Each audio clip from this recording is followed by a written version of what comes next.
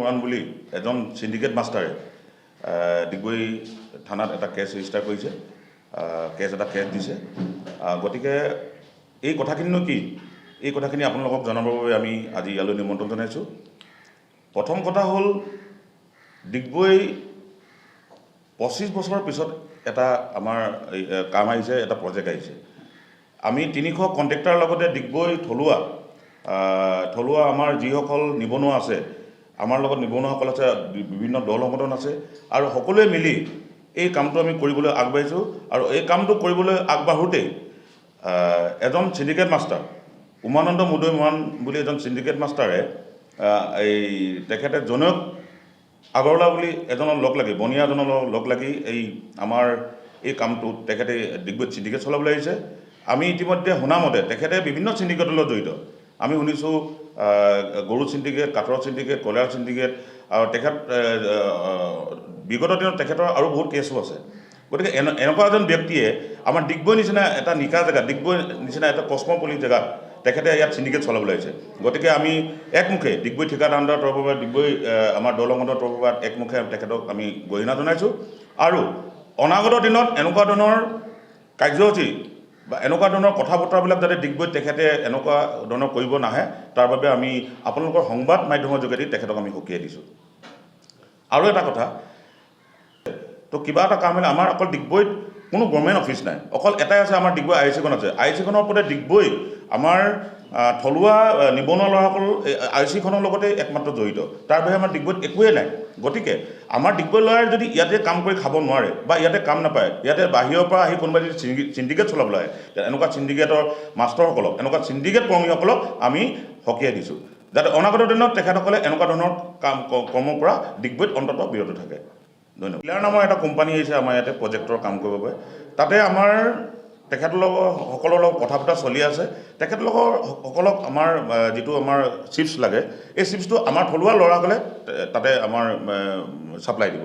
গতিকে এই ছাপ্লাই কামটো এই উমানন্দ মুদৈ মৰাণ যিখিনি গাড়ী আমি কালি ৰখাইছিলোঁ, যে এইখন আপোনালোকে দেখিছে, এইখন যিখন চালান, তেখেতৰ নামত না ৱৰ্ক অৰ্ডাৰ আছে, তেখেতৰ নামত না চালান আছে, নে একোৱেই নাই। তেখেতে ওপৰত খালি অকল পইচা খোৱাৰ ধান্দাত, এটা কমিশ্যন খোৱাৰ ধান্দাত তেখেতে এই গাড়ীবিলাক প্ৰটেকশ্যন দি লৈ আহিছিলে। তেখেতক কৈছে যে আমাৰ আলোচনা নোহোৱাকৈ আপুনি এইটো কাম কিয় কৈছে, যিহেতু এই কোম্পানীটো আমাৰ ডিগবৈত হ'ব, ডিগবৈত থলুৱা আমাৰ নিবনুৱা ল'ৰাসকল আছে, এখেতলোকে এই কামটো কৰিব। গতিকে এই কথাটো তেখেতলোকক কওঁতে তেখেতে নেমানি তেখেতে গুণ্ডাগিৰি কৰি তেখেতে গাড়ী জাম কৰে, ৰাস্তাৰ মাজত তেখেতৰ নিজৰ গাড়ী ৰখাই গোটেই পাব্লিকক জাম কৰে, তেখেতে এই কামটো কৰিবলৈ গৈছিলে। গতিকে তেখেতে ৰাস্তাৰ মাজত শুই দিছে, এনেকুৱা ধৰণৰ অক্ষোভ্যালি কৰিছে। গতিকে এইখিনিৰ কাৰণে আমি কৈছোঁ আপোনালোকে এইখিনি তেখেতক আমাৰ যিসকল সদস্য আছে, সদস্যসকলে ক'লে যে আপুনি এইখিনি নকৰিব, আমি আলোচনাত মিলিত হওঁ। তেখেতে কৈছে নাই, মোক ইয়াত কোনে ৰখাব, মোক ইয়াত ৰখাবলৈ কাৰ দম আছে, এনেকুৱা ধৰণৰ কথা বতৰাবিলাক তেখেতে কৈছে আপোনালোকৰ ওপৰত কেছ দিম, এনেকুৱা ধৰণৰ মানে ভয় ভাবুকি দিছে। আমি এনেকুৱা ধৰণৰ ভয় ভাবুকি খোৱা মানুহ নহয়, কাৰণ ডিগবৈত আমি গোটেই দল সংগঠনৰ পৰা আৰম্ভ কৰি গোটেইখিনি আমি জড়িত আছোঁ। গতিকে এনেকুৱা ধৰণৰ কাৰ্যসূচী আমি হ'বলৈ নিদিওঁ, কিন্তু অনাগত দিনত আমি সকীয়াই দিছোঁ যাতে এনেকুৱা ধৰণৰ কাৰ্যসূচী কৰিবলৈ হ'লে আমি তেখেতৰ ওচৰত আমি একশ্যন ল'ম। সক্ৰিয় ঠিকাদাৰ, কিন্তু আমি কালি ৰাতিপুৱা এই ঘটনাটো হোৱাৰ আগতে যিটো কোম্পানীৰ লগত পাথৰ ছাপ্লাই কথা পতা হৈছিলে, তেওঁলোকক আমাৰ অফিচলৈ মাতি আনিছিলোঁ। মাতি আনি তেওঁলোকৰ লগত আমি সুন্দৰভাৱে কথা বতৰা হ'ল। তেওঁলোকৰ টপ মেনেজমেণ্টক আমি আমাৰ অফিচলৈ নিমন্ত্ৰণ কৰিছোঁ, যাতে ডিগবৈ প্ৰজেক্টটো আচল কথা কি, যিসকল পাৰ্টি আহিছে তেওঁলোকে বনাই থৈ গুচি যাব, কিন্তু ডিগবৈ প্ৰজেক্টটো আমাৰ ডিগবৈ আৰু আমাৰ অসমৰ এটা সম্পত্তি হয়। আমি তেওঁলোকৰ লগত সুন্দৰভাৱে কথা পাতিলোঁ, পাতি ক'লোঁ যে আপোনালোকক আমি কিদৰে সহায় কৰিব পাৰোঁ, এনেকুৱা ধৰণৰ আমাৰ ধুনীয়া এটা আলোচনা হৈ গ'ল। তেওঁলোকে ক'লে যে আমাৰ অফিচাৰ নহালৈকে আমি কোনো কাম নকৰোঁ, আপোনালোকৰ লগত আলোচনা কৰিহে আমি কাম আৰম্ভ কৰিম। ইমান ধুনীয়া হৈ যোৱাৰ পাছত যিজন মুদৈ মৰাণ যিজন আছিলে, তেখেতে যিটো অক্ষোভ্যালি কৰি, আৰু তেওঁ মানে দাদাগিৰি ষ্টাইল, তেওঁ আগত একেবাৰে লাইট চাইট জ্বলাই গাড়ীকেইখন হাতেদি দেখুৱাই লৈ আহিছে। আমি তেওঁক এটা কথাই বুজাইছিলোঁ, তুমিও এটা অসমৰে ল'ৰা, তুমি এজন অসমীয়া ল'ৰা, তোমাকো আমি চান্স দিম, কিয় নিদিম? কাৰণ কেলৈ ডিগবৈ ঠিকাদাৰ সন্থাৰ সদস্যসকল গোটেই ডিগবৈত সিঁচৰিত যিখিনি যুৱক, সেই গোটেইখিনি মিলি আছোঁ। কমচে কম 350 কণ্ট্ৰেক্টাৰ আমি ইয়াত আছোঁ। তেওঁক ইমান ধুনীয়াকৈ বুজোৱাৰ পাছত তেওঁক আমি কৈছিলোঁ যে ডিগবৈত যিটো ছাপ্লাই আছে, সেই ছাপ্লাইটো যদি প্ৰত্যেকৰ ভাগত দুগাড়ীকৈও পৰে, তোমাকো দিম দুগাড়ী, কিন্তু তুমি এজন মাৰোৱাৰীৰ লগত কথা পাতি ডিগবৈ ল'ৰাসকলক প্ৰতাৰণা কৰি তুমি এইটো যিটো কাম কৰিছা কিন্তু ভাল কাম কৰা নাই। তেওঁ যি অসভ্যালি কৰিলে, তেওঁ অকলে আহিছে, কিন্তু তেওঁ কোন সংগঠনৰ মানুহ আমি নাজানো।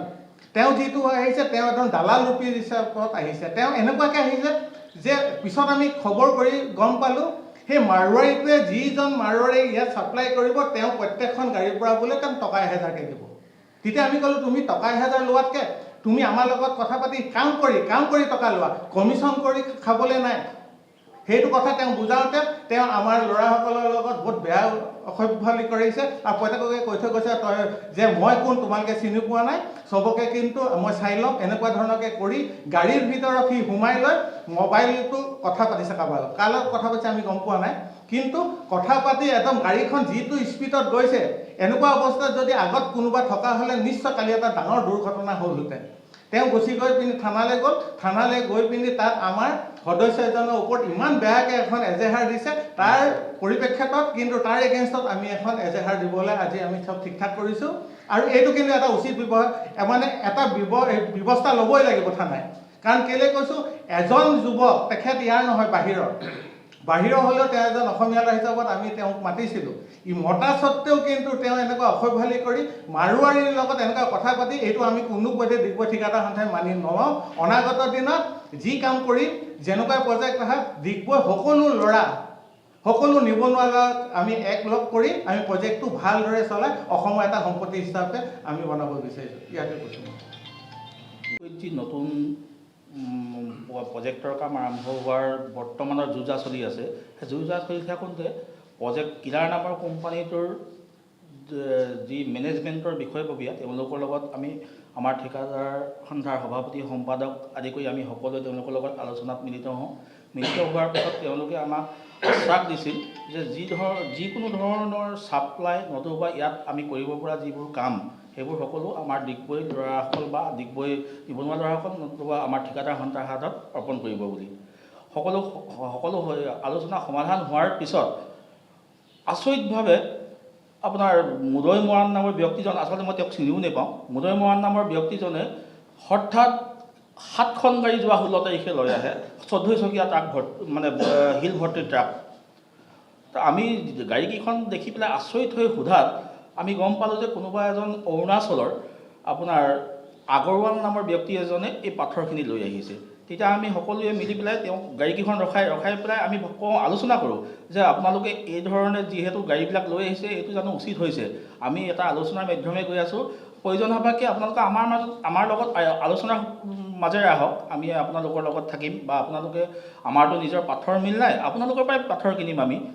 তাৰপিছত ইতিমধ্যে অচিয়ে আমাৰ ডিগবৈ অচি ছাৰে কথাটো গম পোৱাত অচি ছাৰে মোলৈ ফোন কৰি ক'লে যে ৰাজেন্দ্ৰ, যি হ'ল আৰু গাড়ীকেইখন যিহেতু আহিলেই, তোমালোকে ইয়াৰ পৰা ঘূৰাই পঠিয়াটো অৱশ্যে বেয়া কথা হ'ব, গাড়ীকেইখন আনলোড কৰিবলৈ দি তেওঁলোকৰ লগত ধুনীয়াকৈ আলোচনা কৰা।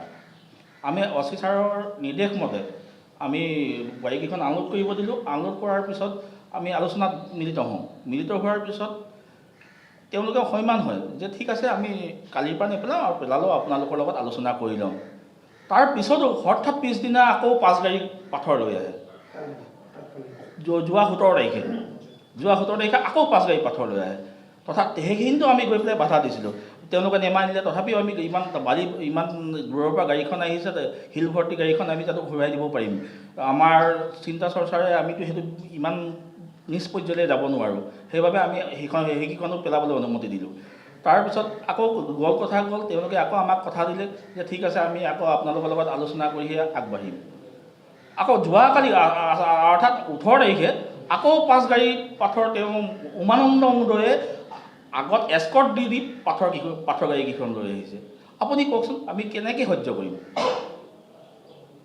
যিটো সময়ত আমাৰ ডিগবৈ ঠিকাদাৰ সন্থাৰ ঠিকাৰ কাৰণে আমি অনলাইন যোগে প্ৰতিযোগিতাত বৰ্তি হ'বলগীয়া হয়।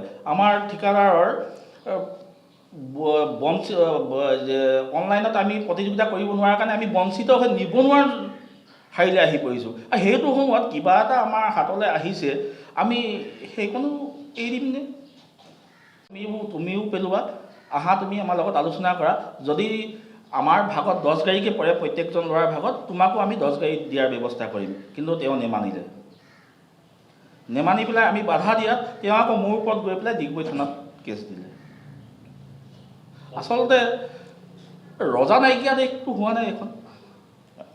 আচলতে কথা হ'ল কি, এই গৰু চিণ্ডিকেটৰ লগত জড়িত, কয়লা চিণ্ডিকেটৰ লগত জড়িত, কাঠৰ চিণ্ডিকেটৰ লগত জড়িত এই এনেকুৱা ব্যক্তিসকলে যাতে ডিগবৈত আহি চিণ্ডিকেট ৰাজ চলাব নোৱাৰে, ডিগবৈত আহি কমিশ্যন ৰাজৰ সৃষ্টি কৰিব নোৱাৰে, সেইটোৰ কাৰণে আমি বিশেষকৈ সকীয়াই দিছোঁ। তেখেতে কোন দলৰ মানুহ, কি পাৰ্টিৰ মানুহ, সেইটো আমাৰ বিচাৰ্য বিষয় নহয়। তেখেতে য'ৰে নহওক, আমি শুনামতে তেখেতে কিবা ৰাইজৰ দলৰ কিবা ব্যক্তি বুলি শুনিছোঁ, তেখেতে যোন দলৰে নহওক, কিন্তু ইয়াতে এনেকুৱা ধৰণৰ দাদাগিৰি ৰাজ, ইয়াত গুণ্ডা ৰাজ, চিণ্ডিকেট ৰাজ চলাবলৈ আমি নিদিওঁ, আৰু এইটো কেতিয়াও আমি হ'ব নিদিওঁ। আমাৰ ডিগবৈ ঠিকাদাৰ সন্থাই নিদিওঁ, আৰু ডিগবৈ আমাৰ যি দল সংগঠন আছে, আমি দল সংগঠনো ডিগবৈ যিসকল নিবনুৱা ব্যক্তি আছে, আমি নিবনুৱাসকলেও আমি এই কামটো হ'ব নিদিওঁ। গতিকে কথা ইমানখিনিয়ে। আমি সকীয়াই দিছোঁ উমানন্দ মুদৈমাৰক, যাতে অনাগত দিনত তেখেতে এনেকুৱা ধৰণৰ কাৰ্যসূচী ডিগবৈত চলাবলৈ নহয়।